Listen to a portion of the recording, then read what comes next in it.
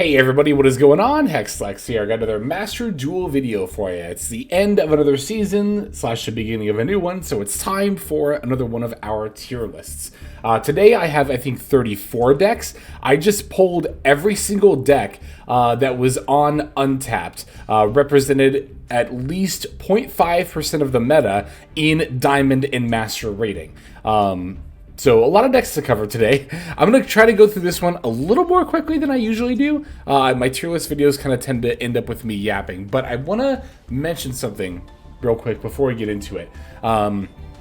Today, the day that this video is going up, is actually my birthday. So, but also last week on, I think the 24th, was the 3-year anniversary of posting Master Duel content to YouTube, because I think that was like just a couple of days after Master Duel very first came out. So I just wanted to stop and take a moment to thank each and every one of you who's watching, and also many people who aren't but have in the past, just for all of your support here on the channel, over on like Patreon, other platforms too, like Twitch when I was doing that. I remember like making a video like around my birthday, like, you know, 3 years ago. This again being a week after I started posting Master Duel videos, when that Tri-Brigade video just blew up. And I said back then that everyone watching that video and the videos that followed was like the best birthday present I had ever gotten. And that generally remains true like every year. Like every year around this time, I just think about like all of you watching, all your support, and it just blows me away. So I want to thank you, each and every one, again, for watching, hanging out, and just being cool. So, all right, now that that's out of the way, let's go ahead and just get right on into it. We're going to start right off the bat here with Ancient Gear, a pretty decidedly rogue deck. Does also have the same kind of going second tendencies as other things like Makonko and Tenpai. I think those two decks are better, but Ancient Gear is still definitely a force to be reckoned with for sure. So I have Astrograph Magician here to represent like general pendulum piles. A lot of times nowadays you'll see some combination of like Magispector stuff, Draco Slayer stuff, of course Pen Magician stuff. I think this pendulum deck is also rogue, although I will say there's a much greater difference between upper rogue and lower rogue. I think that Pen Magician is upper rogue, Ancient Gear is more lower rogue. As always, Dever, I think that every deck that appears on this tier list is capable of hitting Master 1 or topping a tournament. It's just, of course, the further down the tier list you go, the more skilled or dedicated of a pilot you need to be. But that's not to say any of these decks are bad. And if you enjoy a deck that is not on this tier list, that doesn't mean that deck is bad either. Anyway, just got to get that quick blurb out there. Madolche, definitely another rogue deck. It's in the same neighborhood as Ancient Gear, although I do think it's a little bit better, mostly because Herald of Orange Light went to 3 recently, so that's actually a pretty big buff for the Madolche deck. Getting consistent access to a very powerful hand trap is very nice. Okay, Kashtira. Let me think about this for a second. I still think Kashtira is a rogue deck, you know? I was thinking about its popularity recently, or I don't know if it's recently necessarily, but just in general, I think the popularity rating on Untapped for it across, this is again over across like almost 150,000 games, is like 2.8% or somewhere in that neighborhood, which is like 2% higher than I would even expect it to be, which is what made me a little tempted to maybe put it in tier 3, but in terms of power level, it's just really not it. Kashtira, I'm not scared of it whenever I see it. Like, I had a game against Cash recently that I think might even end up on the channel, where like my opponent went first and set up a Rise Heart, and then I went, on my turn, I was like, cool, so imperm a Rise Heart? Okay, combo off and win. It's just like, yeah, it's yeah, not a problem. Anyway, Makonko, this is going to be our first deck that's not rogue. I'll definitely be putting this in tier 3. As mentioned, it is a going second strategy, sometimes like Ancient Gear and Tenpai, but it also is very capable of just being a solid warrior engine for decks like Infernoble and those kind of like warrior piles in general. Tons of different ways to play the archetype. It's very, very cool. I don't play it, but I do like it. I think it's a neat deck. I wouldn't be opposed to trying it if I end up with, you know, the materials for it someday. Anyway. Yubel. Now, this is going to be our first tier 1 deck. And I also want to throw out a caveat here, too, that, of course, upcoming pack releases might really shake this up. But this is just, of course, given the ban list that we know and the card pool that we currently know. So, anyway. Yubel. Yeah, Yubel's definitely still tier 1, of course. The deck is as consistent as ever. I mean, of course, not quite because of the semi-limits to stuff like Nightmare Throne more recently or coming up, and Gates and Beckoning Beast, but is still more than serviceable. Verudras was a pretty nice buff for the deck. Being able to add an on-negate to their arsenal is definitely not a tool to be trifled with. And of course, Verudras also has a million different ways to destroy cards, so that is also definitely a pretty noteworthy addition for the Yubel deck. And yeah, even if we get, like, of course, the earth-shattering thing that a lot of people are anticipating that, you know, hasn't been officially announced yet is Fiendsmith. But Fiendsmith definitely helps Yubel, so I don't think it would necessarily be a stretch to say Fiendsmith is still, or Yubel rather, is still going to be a tier 1 deck post Fiendsmith. If Fiendsmith ends up coming out, we'll just have to wait and see. Sprite. God, I love Sprite. Y'all know I do, but I really cannot put it any higher than Rogue. You know what? Yeah, no, this order's fine. This order's fine. This is, like, we'll get into Twin Sprite. Actually, we'll just do Twin Sprite now. I actually think Twin Sprite's a little bit worse than a lot of the other Sprite variants going around, whether it's Yubel Sprite or Tri-Brigade Sprite. I think Tri-Brigade Sprite in particular is actually, like, pushing out of Rogue into tier 3. It's one of those decks that is very good. It's just that nobody plays it. That makes me want to go back and play it again. I do keep meaning to test a build that I've had in mind. Anyway, yeah, Twin Sprite is ultra consistent, but what it has in consistency, rather, it lacks in power. It's just the end board is not that threatening, even compared to other Sprite boards, but especially compared to the rest of the meta as a whole. That said, it's powerful enough that I think it's still better than a lot of these other Rogue level decks. You know, I will say that I think Panda Magician might actually be up here. This is kind of what I was debating earlier. But I'm not familiar enough with Pen to be able to assess that. I'll put it right here. I'm fine with that. Runic variants. See, I kind of don't like grouping Runic into one category because there's so many different ways to play Runic. There's like White Forest, there's Naturia, there's Sprite, there's Stun, and not really any one of those sees a ton of more play than the other. But I also didn't want to necessarily do like 4 different Runic variants.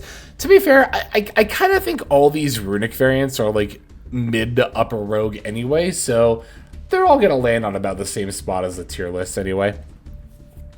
Paleozoic is a really cool deck that continues to impress me more and more the more and more I see it. It's still Rogue level, and it's honestly mid-Rogue, but doesn't mean it's mid. Sky Striker. Yeah, I'll call this like an upper Rogue level deck. Okay, it was, well, no, that was actually a video I just recorded. I was about to say, look, I just mentioned it's a control deck that could actually OTK sometimes, but no, I talked about that in yesterday's video, which I just recorded a few minutes ago. But anyway, yeah, Sky Striker, it's still solid enough. The Horde Drones to 3 is a nice little consistency buff, but it's more of a consistency buff to engines than Sky Striker itself. Funny how Sky Striker is completely unlimited, one of many things that people said could never ever happen, and yet it's completely fine here in Master Duel. So I think it's cool that Master Duel can unlimit so much and the format is still like A-okay. Although that's honestly more indicative of power creep than curation on the MD team's part necessarily. But anyway. Tier Limit. Yeah, I'm gonna call Tier Limit. I put it at the top of Tier 3 last time. I'll keep it there for now. Yeah, I'll just keep it here for now. And if I change my mind, I'll move it. I mean, that's true of everything, but I think that's a fine enough spot for it.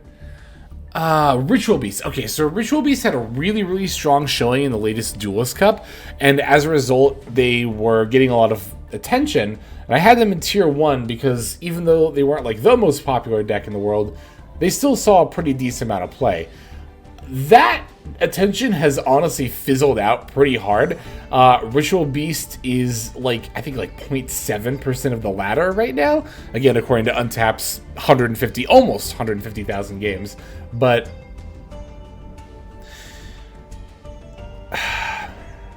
okay, so I'm gonna put it in tier 2. Okay, this more than a lot of other calls is really stressing my line of popularity versus power and how that affects where I put a deck on the tier list.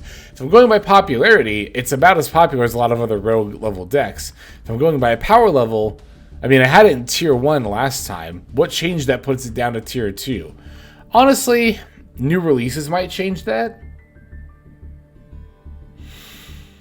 I mean, that's true of like anything on the tier list though, right? I'm really struggling with this one. You know what? I'm gonna leave Ritual Beast at the top of tier 2 for now, which is where I had Voiceless Voice last time. I'm skipping ahead a little bit.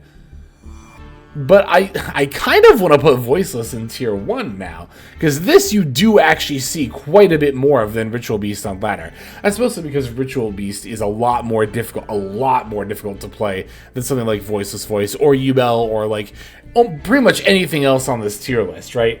Ritual Beast is notoriously one of the most difficult decks out there, but the power level is definitely there if you can master it. Voiceless has, I think, a pretty similar power level to Ritual Beast, but is a lot more accessible in terms of like the knowledge you need to be able to use it. Yeah, so for that reason, yeah, I'll keep it like this for now. I think that's fine. Centurion, I'm going to put in tier 2. I traditionally have it, well, traditionally. On the last list, I think I had it more towards the bottom. I'm mostly referencing the last list because, again, barring whatever's in the new pack, I don't really think the format is shaken up that much from the previous selection pack or the new ban list. So for most things, for pretty much everything, honestly. So Centurion is a whole, rather, as represented by Primera, I'm going to leave towards the bottom of tier 2. I think it's fair to compare Centurion and Tier Limit, although they do different things. Centurion is just a lot more consistent. Even if the inboard isn't as powerful as a lot of Tier Limit endboards. But Tier, of course, lacks the consistency, so as it tends to go. Wow, Rescue Ace? I have no idea where I'm going to put this. It's been a while since we've rated Rescue Ace because its popularity is usually that low. You know what? I'm going to put it in Tier 3 between... No, I think Makonko is probably better than Rescue Ace. I think a lot of Rescue Ace falling off is also due to power level, not like... Yeah, I think it's a lot due to power level. Like, Turbulence set for... It's weird, right? Because Turbulence, or rather, Preventer coming out wasn't even that long ago. That wasn't even a year ago. Again, that was within the last year. And yet, it's... it feels like so long ago in terms of, like, the meta, because I feel like the power level has just been shifting so much that even nowadays, Turbulence Set 4 is not as good as when the follow-up support like Preventer and Emergency came out, right? It's still a fine deck, don't get me wrong, but I'm going to leave it in Tier 3. Monadium. Monadium I'm going to put the top of Rogue, because although this deck is not popular at all, because I think a lot of that has to do with how expensive it is, it very consistently has one of the highest win rates on Untapped. And in particular, I was looking at its going second win rate, and it was like 48.9%. That's pretty high for like a synchro combo style deck. That's pretty high. So that makes me want to come back to Monadium too, honestly. Yeah, I'll leave it at the top of Rogue. I think that's one of those decks that, like, I think much like Tri-Sprite, the other deck I said I really wanted to come back to, these are decks that they're good, it's just that nobody's playing them. And this is a point I've made quite a few times. Like, you would think that, oh, if a deck is good, surely a appropriate or representative amount of people would be on the deck, right? But that's definitely not the case. There are quite a few good decks out there that just don't see the light of day because people simply choose not to play them. And this is exemplified a lot more in Master Duel as opposed to something like a tournament. But I digress. Anyway, Tenpai continues to be the most popular deck in MD, and I think continues to be tier 1, even after Sangen Kaiman goes to 2. Like, the consistency hit is definitely welcome, but I think you're still going to be seeing a lot of Tenpai on ladder. I guess in terms of power level, I'll put it below Voiceless. I do think Voiceless is the better deck. Tenpai is like the deck that I begrudgingly put in tier 1 because, like, you're going to see it a lot, and it's good, but it's like, I don't even put it up here begrudgingly because I like, grrr, shaking my fist. I hate Tenpai. I just think it's boring. Not that it's boring. I guess that is it. The fact that, like, the game plan is boring and, like, the lines, I don't know, they're still strong enough to close out the game. I just don't think there's a lot of nuance to Tenpai. That's the thing I guess I really dislike about it. But I'm not going to let that affect where I put it on the tier list. I still think it's a tier 1 level deck. Drytron getting a lot of support lately, of course, because the latest wave of support. Did I say support before I meant attention? If I did. Getting a lot of attention because the latest wave of support that came out for it. I still think it's a mid-rogue level deck. I think Drytron's pretty comparable to something like Pendulum Magician, right? These decks, oh my god, I was looking at Pen Magicians going second win rate. It's like below 30%. Oh, it's abysmal. But Drytron's kind of similar. Like, these decks, if they go first, oh my god, they pop off so hard. And that can be very, very difficult to win. If they go second, it is such an uphill slog, though. Potentially. Stun. Sunny stun, stun, stun, stun, stun. Yeah, I'll just put it. A lot of the time I like putting stun at the bottom of Rogue because, one, that's really about where its power level is. Stun is more and more as time goes on more of a nuisance than anything else, and the nuisance level it's at right now to me is like, I don't know, a mosquito. Like, I'm like, you see a mosquito, like, you know, already on your arm and you're like, ah, dang it, you swat away. It's like, now I'm gonna have a bug bite later. Like, that's the level of annoyance I find when I face stun on ladder. But also you can just put it at the bottom of Rogue because, like, nobody's gonna be mad about that. So, but of course with Summon Limit getting banned, the deck did take another blow, a pretty decisive one. So yeah, I think that's a pretty appropriate spot for it. Sword Soul, another Rogue level deck. I am gonna put it, I think, right around here. I think Sword Soul variants are better than playing the deck pure, probably. Like, I think Sword Soul, like Super Heavy Sword Soul or Centurion Sword Soul, are probably better than pure Sword Soul, but not by a lot. But I still have a lot of respect for, well, it's Sword Soul Tenyi, not pure Sword Soul. You know what I mean. I still have a lot of respect for Sword Soul Tenyi as a deck. I still think it's quite good. Quite good. Horus. So you might be wondering, well, how is that different from Stun? Horus decks are notably different in how they operate, even though they do often play a lot of the same kind of floodgates that Stun usually will. Most notably is that they can OTK a lot more easily than Stun can, and they have the potential to go into, like, Vert into Dragoon for Omni negates as well, which Stun doesn't do. But they're effectively the same deck. I think the Horus decks are definitely better than just straight up Stun, though, because, again, they do have a little bit of, like, substance to them, as opposed to just, like, God, I hope normal summon Fossil Lana set 3 is enough, you know. Branded, I'm going to put in tier 2. Branded's win rate is not very high on Untapped, but I don't think that means that it's a bad deck. I think that means it's a difficult deck to play. Which is why I have it above Centurion, even though Centurion has the higher win rate on Untapped. You can't go by win rate alone. Win rate is a very, very good metric. You just have to be able to recognize that there's nuance to that metric. Like anything in life. Salamandrate. Yeah, I think that's about this level of the tier list, upper to maybe bordering on mid-rogue. I'm comfortable calling Sword Soul the start of mid-rogue, and everything else is upper rogue. If that's the case, I kind of think I am going to bump Twin Sprite down a couple of notches. I do still think it's upper rogue, but not to the same degree of something like Pendulum or Drytron decks. I think it's like slightly better than Salamangreat. I don't even know about that, actually. I kind of want to do that now that I really stop and think about it. I'm also wondering how much my bias... No, I think Sprite is fine to stay up here, just considering all the different variants. Yeah. Okay. Lab. I generally pair with branded Despia, but is it maybe a little bit weaker? No, I think it's a little bit stronger, if anything else, right? Maybe branded is a little bit... No. Yeah, I'm comfortable with that order. Gimmick Puppet.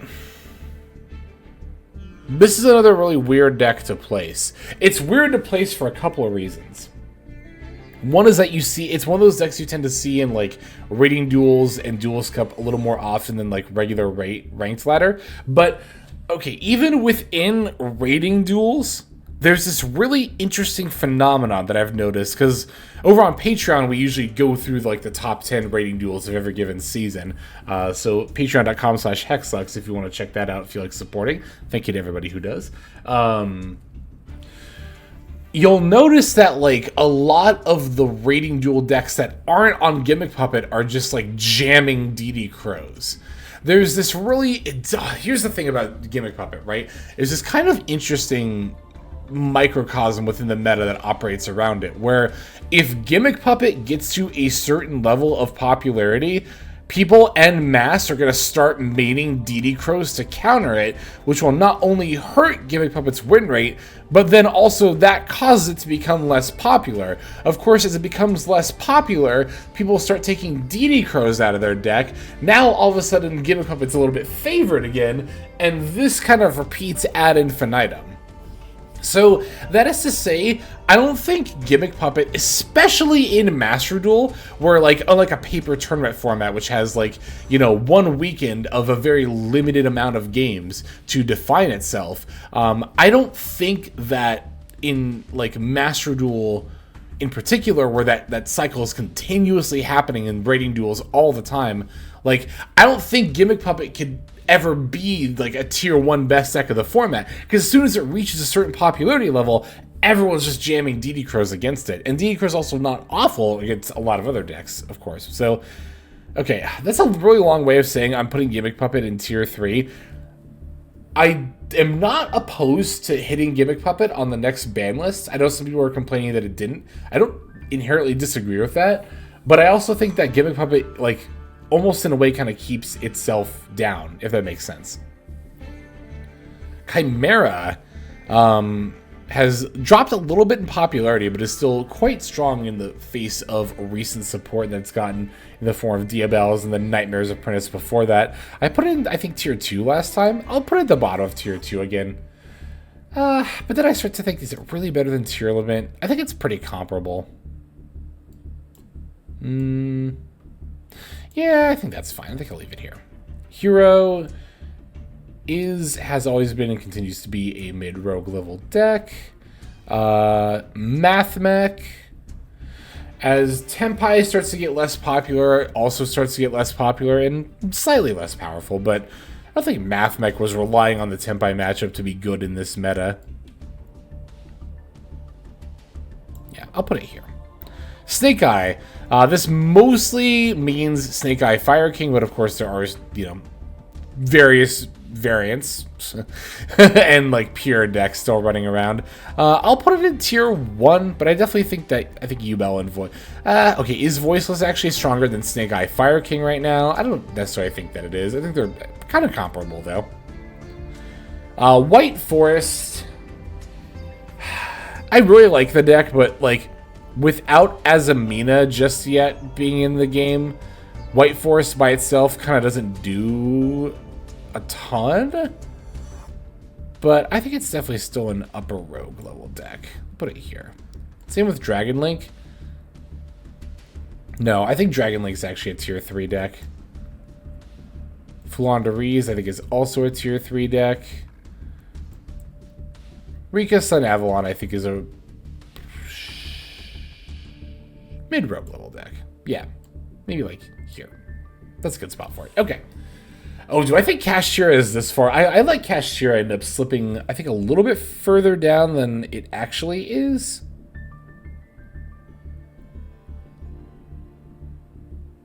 I'll put Cashier right here. Okay, I think that is looking pretty good. I think that's where I'm going to leave things here. So, yeah, thank you, as always, as ever, for watching the videos. Like I said at the beginning, I really do appreciate your support over the years. It really does mean a lot. And yeah, I mean, I still mean to this day what I said all those years ago, that it is the best possible gift that you all could have given me. So really, yeah, truly thank you, each and every one of you. Yeah, if you have any thoughts about the tier list, as always, ever feel free to comment below. Discourse is always welcome. Rudeness is not, but I think you all know that by now. All right, anyway, why don't we just move on to our outro now. Hey everybody, Hexlex here. Just want to give you a huge thanks for watching all the way to the very end of the video.